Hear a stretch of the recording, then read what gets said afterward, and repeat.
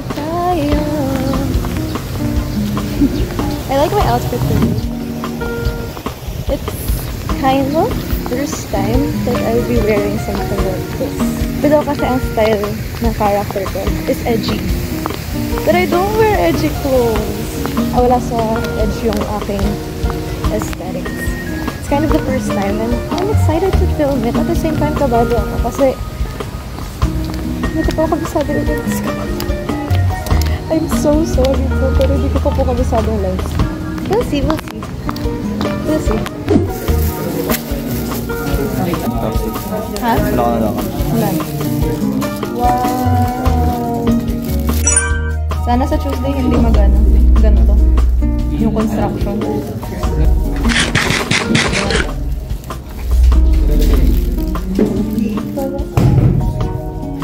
Namit ko na Sophie. Anyo nga sa'yo. Tapos na kami mag-film. Actually, hindi ba yung tapos yung buo? Ano lang siya?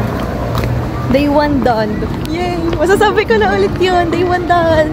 Please. Humaba lalo yung pag-film namin. I think pwede na ako mag-try. Pero masaya siya. It was fun.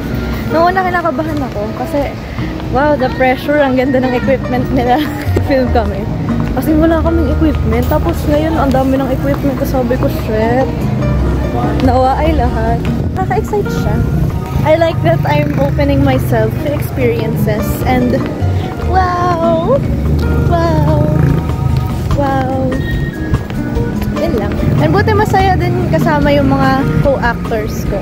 They were fun. It was nice knowing them. Ito ang gusto ko for myself. Going out and meeting people. Pauwi na din ako. Tignan siya yung dilim. Ang dilim. Ang dilim. Ang dilim. Ano may tricycle pa. So God. Magla-lock-in ulit ako today. Tonight pala. Magla-lock-in tayo tonight kasi NSTP na naman tayo bukas at wala akong time to lock-in. So, maraming salamat, Team Nida. Yes, maraming na tricycle. Okay. Annyeong!